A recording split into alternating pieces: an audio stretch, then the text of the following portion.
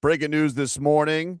Miami Dolphins are going to bench Tua Tagovailoa for Quinn Ewers this week against the Cincinnati Bengals. I'm sure we'll hear later from Mike McDaniel on the entire situation, though he alluded to this yesterday. By the way, there is another side piece of news, which is not surprising after seeing how he played on Monday.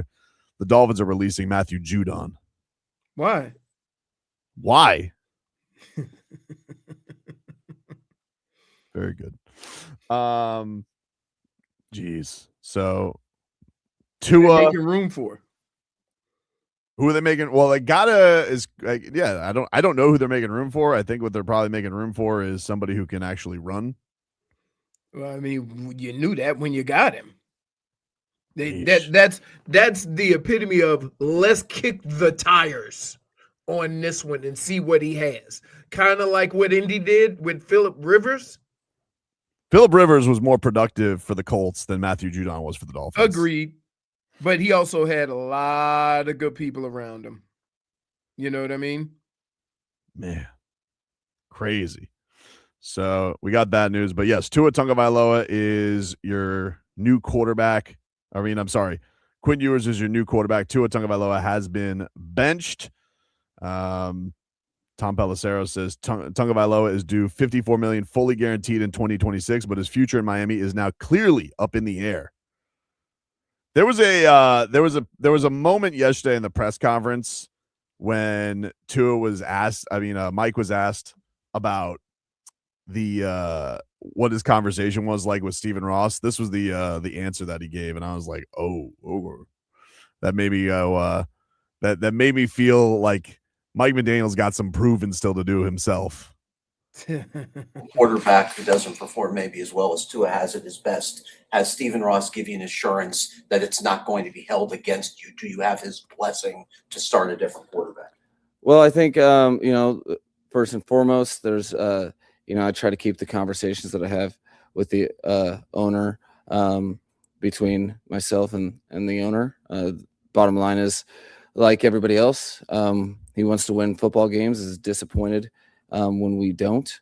But, I think that the biggest thing is that my job, as he's hired me to do it, is to do the best thing for the football team. So a lot of times that's doing the hard thing. But regardless, it's always with that same best interest in mind, which is what gives us the best chance to win the game, whoever the next opponent is.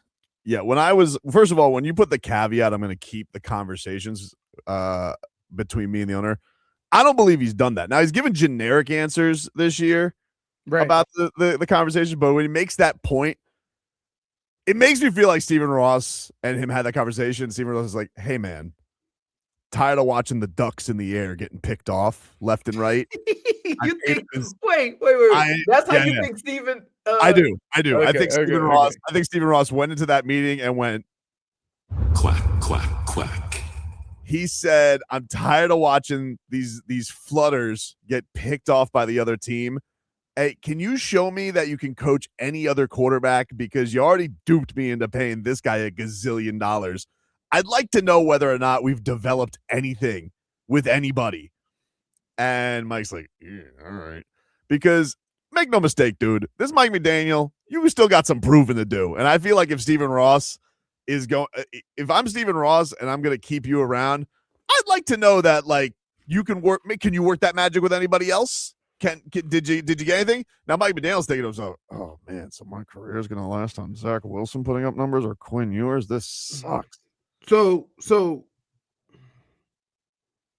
you think, and I'm gonna just go with what I would say. I would say, Steve, like, Tua was here when I got here. Oh, don't say that. Why? Oh, because you value your job. You're gonna say what you want. You're gonna say, hold on. If you're trying to get a head coaching job, and they say this is our quarterback, if you say not my style of quarterback, you ain't getting the job. But then you want that money, you want that job, you want the opportunity. You say, "Oh, baby, I coach everything. We're gonna be good." I agree with you there, but then Okay. don't vouch for the guy when he wants the huge contract. Like their close relationship, Yeah, close relationship has been the thing. And then, by the way, the other quarterbacks that we've seen whenever they've had to come in here, I mean, last year was a friggin' disaster. Especially with Skylar Thompson. And I think Stephen Ross probably wants to be like, look, if we're going to go into next year, let's say Mike McDaniel, let's say it's 50-50, he's going to stick around. I would say that's accurate. And you're not going to keep Tua as the quarterback, as the starting quarterback. You got to know, like, all right, well, is the guy that is going to be here? Because then you only have money to afford either a journeyman or somebody you draft. Those are your options if you're not going to play Tua. You got to show the boss something. Right. You got to. And so that's why I agree when you said this is a cover your ass situation too. It's like, well, I got to show him the goods. I got whether Quinn's ready or not. You should be like, all right, well, I guess it's time, baby. We gotta unveil what we've been developing. I would just like to say, and I'm gonna say this, and this might seem kind of rough. Texas escorted Ewers out of town for whatever reason. For a Manning. I was gonna say it doesn't. Dude, let me explain something. For perhaps overrated Manning though. If Quinn Ewers was good enough, then Manning would have sat another year. Because again, it's about winning. It's always about winning. So from that standpoint, if Quinn Ewers was that dude, yep, then I give you a perfect example. Ohio State let Joe Burrow go. You know why? Because they had a Heisman Trophy winner in the thing. Now, Joe Burrow was probably better, but they're not changing that up because he was an excellent quarterback for them. So they let Joe Burrow go to LSU. So if Quinn Ewers was that good, he would have still been the quarterback. Yeah, but whether he was that good or not, like we're parsing through what's arguably been the worst starting quarterback, especially per expectations in the league. Oh, yes. No, I'm not saying my conversation has nothing to do with how bad Tua's been playing. You're saying what? The expectations of how good he should be? How good Quinn Ewers should be. Yeah, I don't know. I don't have vast expectations. I think that's what I would do. I would, if I was Mike McDaniel, and I know it's going to be tedious and hard work, I would go look at what he did well at Texas and try to incorporate that so that he can at least feel comfortable and don't throw him into a situation where, he's got to play quarterback kind of the way Tua has played with the quick reads and the quick releases and stuff like that. So it'll be interesting to see. He's had a few, here's this time of year when you switch and go to a young quarterback like this is more of an indictment on the player. What have you been doing to get ready for your opportunity, even as a young player? Have the coaches been working with him? Has he been doing extra work? Has he been, all those things? Because he should look a lot different than we saw him the last time we saw him. Simply because he's further along in the year, he's been around the system, he's, learning how to be a professional. Okay. So we'll see. Wait. Oh, no, never mind. I thought he was saying trade Tua for a first and a second. I'm like, I have a question to pose. Sure. And it's off topic, but not really. Even if Quinn Ewers goes out there and wins against the Bengals and he looks really good and, Mike McDaniel coaches a hell of a game. Yep. Mm-hmm. How, as an organization and as an owner of this team or GM, can you keep the person that advocated so hard for Tua to get that contract? Because you got a whole team or had a whole team of players that the last guy advocated for, and you made it work, and he was wrong. He's wrong once.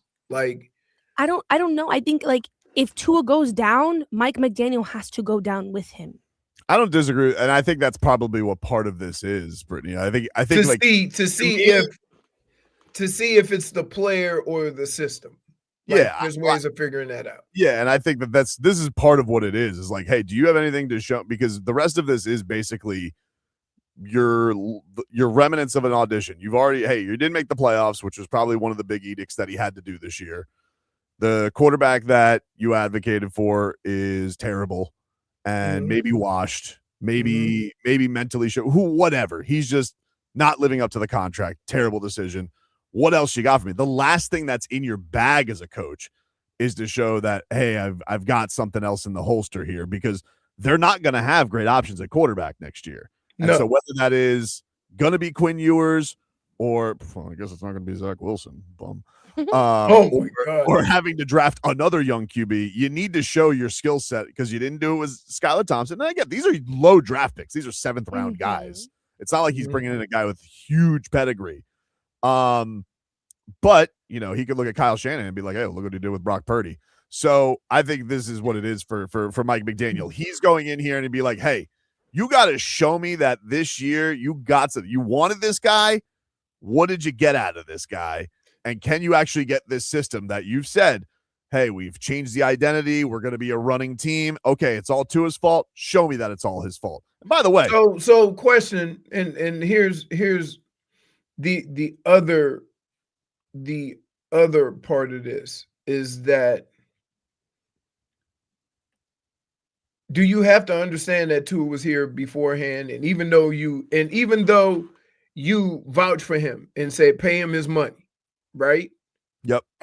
Look at the roster. Okay. It's filled with decisions that people have made that I've been stuck with that haven't worked out. So if we gonna hold the one mistake I made against me to lose my job, what about all the other stuff that we didn't? What's the thing on the roster that is anchoring it more than anything? Like, that's the thing. The quarterback. No. You know what? As of right now, because you know why? Because the offensive line, not as bad as we thought it was going to be. The defensive line started coming around towards the end. A lot of young guys. So whoever's coaching those guys is doing a good job. So is it something as simple as, yeah, I was wrong with the quarterback, but look at how I coached up everybody else. It doesn't mean that I'm bad at this job. I made a mistake. And if we look at this franchise over the last 5 or 6 years, woof, with the giving up all the draft picks, with the bringing in wrong guys, so you think, I think that there's a case that Mike is probably trying to make, that this is all Chris Greer's fault and you got rid of the wrong guy. I wouldn't say that. I wouldn't say. But if I was trying to keep my job, that's what I would be doing. No, I wouldn't. But I would just put it the way that I did, in that, yes, we've had, if you're going to hold me accountable for the one guy that I vouch for, let's look at all the players that I got stuck with that, you know what, still kind of making do.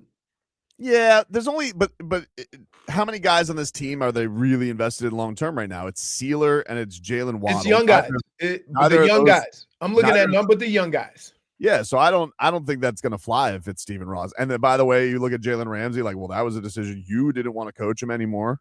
Like, you didn't want to make that work with him anymore.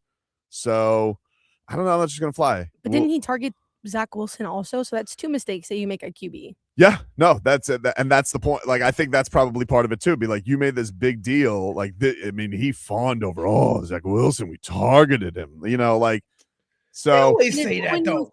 Yeah, and then but he also got paid a lot of money to come here, Leroy, and that's because Mike McDaniel targeted him. And didn't take a snap last year. Let me tell you.